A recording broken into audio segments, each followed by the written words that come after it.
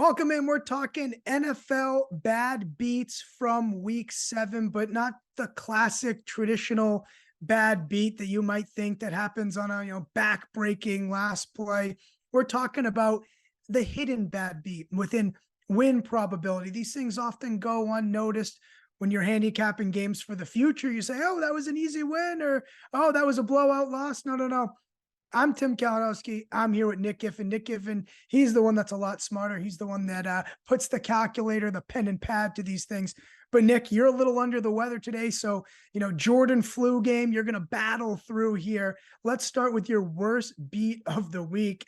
It was the Saints and the Jaguars all the way back from Thursday night. Feels like 5 weeks ago, but the actual score in that game was Jacksonville 31, New Orleans 24. You had an expected score of New Orleans winning that game 28-18 as we roll the film here of a missed field goal. Nick, how'd you come to that conclusion? Yeah, so this is just a 41-yarder, so Blake Grupe's expected to make this around 85% of the time, which means that it's about 2.5 points left off the table there for New Orleans.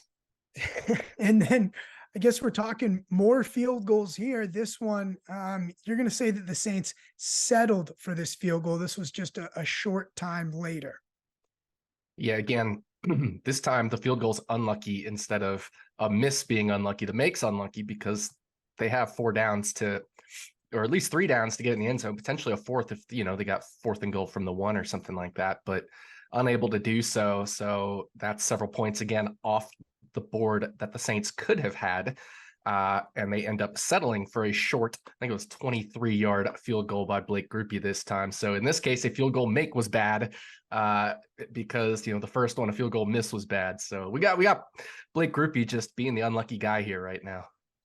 Yeah, you could have been looking at a tie ball game. Instead, you're looking at 7-3. I don't need a calculator to know that this is unlucky. We'll go to the second half here. Jacksonville is going to be up 17-9. Deep in their own territory is New Orleans, and pick 6. How about that? Yeah, pick 6 is always unlucky. It's never expected. Certainly some quarterbacks will throw it more than others, and that's all accounted for, but this is always a huge win probability swing.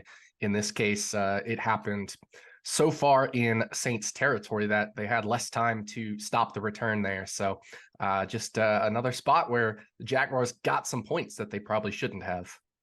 And despite all that, New Orleans very much in the game. They battle their way back 24-24. It's late in the 4th quarter. We're thinking, we may be seeing overtime here. Is this going to be one of those late field goal type situations? No. Christian Kirk, 44-yard touchdown. And if I can remember, if our viewers remember, DJ Moore did a little something like this a couple of weeks back. Is this the same type of situation, Nick? Yeah, we're not expecting a huge yards after catch there. Long touchdowns are always above expectation. Again, you think about it, it was 2nd and 8 at this point, and the Jaguars were only expecting about 2.3 points on average from this drive. So the fact that they came away with 7 is plus 4.7 points added for the Jaguars on this drive versus expectation. Yeah, not just the expected points, but expected yards. That throw was, an air yards of about 5 or 6 from the look of it, and it ends up going for 6 points. That is. So if you had the Saints, apologies. If you had the Jags, you're a little bit lucky. Keep that in mind as you're handicapping games for week 8. Let's go to your second worst beat, and it's the Falcons and the Buccaneers. The Falcons won this game 16-13, but Nick, you say that the Falcons should have won that game by even more. Yeah, I had this one at 27-14, and we'll get into one reason, well, 3, but one reason why. Yeah, these will not be replays. I promise you, these are all separate clips as we roll it here. Desmond Ridder, Falcons are tie game here, 10-10. They could easily have this game 17-10 here in the second quarter. Late at the end of the half, they could have a lead, but instead, Nick, fumble. It's the theme of the day here. Fumble number 1, and we're about to, like you said, see not a replay, although this is a replay, but we're about to see not a replay here in just a little bit. Desmond Ridder gets to the 1 yard line. The Falcons are knocking on the door here. Again, they should have had a lead at this point, but it's still 10-10. This was right after that Drake London outrageous diving play where he was just short. And immediately after, Nick, they fumble. Yeah, 1 yard line. You're expecting 6 points there, probably 7, and just botched the snap here. And so once again, a turnover in the red zone, a fumble in the red zone for Desmond Ridder. Yeah, we picked a good game because you don't really have to repeat yourself, or you really could just say one thing and all would apply, because here we are again, the Falcons on the 1 yard line. And Desmond Ridder, what a habit this guy has of fumbling the ball at the 1 yard. Fumbling ball always seems to be knocking on the door, fumbling the ball. This one now comes in the 4th quarter, Nick. This one's the best because he's celebrating a touchdown. Like, it's just comical. But overall, Desmond Ridder's 3 fumbles were minus 14.4 expected points added.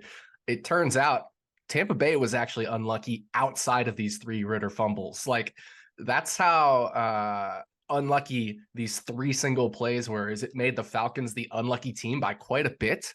But for the rest of the game, Tampa Bay was the actually slightly unlucky team. Fun fact, the Falcons have had a top 3 bad beat in 5 of the 7 weeks so far this season. And Nick, this was also a horrendous beat for the over.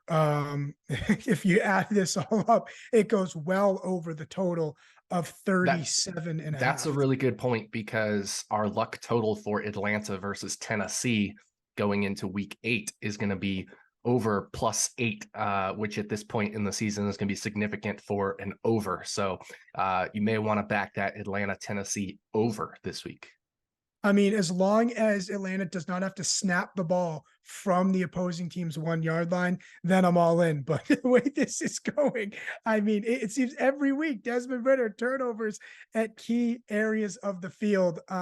Let's round it out with Chicago and Las Vegas, a battle of 2 backup quarterbacks here. You could say that was unlucky for both teams going into the game, but Chicago wins this game 30-12. Nick, you said it shouldn't have been that bad. Chicago still should have won the game, but only by a score of 20-14. As we get rolling here on the film, Raiders, Carlson's been pretty automatic in his career, but struggling as of late. This is a 41-yarder here. Yeah, you can see a little bit of wind here, so it wasn't the easiest field goal, but it for whatever reason, it looks like he just straight up misses it.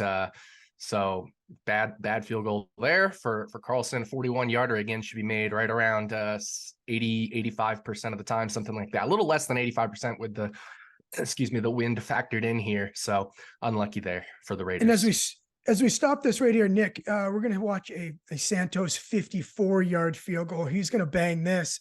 You're going to say that is above expectations. Do those numbers go by the actual kicker's usual percentage, or just kickers in general, what the make percentage should be there? Both. So it's, the overall average from these spots in these conditions, whether it's grass or turf or wind or no wind. But then you factor in the kicker quality as well. Okay, fair enough. I don't think you have to factor in much here. This is right after that 54-yard field goal. We get a pick 6. And also, this ends up being a pretty tough beat for the over eventually, or for the under rather in this. I was on this under, so I'm extremely unlucky. Nick, talk to me. Tell me something good. Tell me that, I don't know. Tell me something good. I'm sad watching this replay. Yeah, it's kind of, remember the Commanders Bears. This is another one where Chicago won. They covered, but the scoreline's a little too flattering for them here. So just another situation where the Bears are a little more lucky than they should have been. So yeah, inflated victory there for Chicago. You're telling us we need to keep that in mind going forward. Chicago plays Minnesota next week. We've yet to see Minnesota on Monday Night Football so far, but I am putting that Atlanta bad beat in my back pocket as they play Tennessee. They go to Tennessee next week. Nick, you battled through. I really appreciate you giving that all out effort for us. And if you have any closing words on anything that we should be keeping in mind towards next week. No, same process. Trust the process.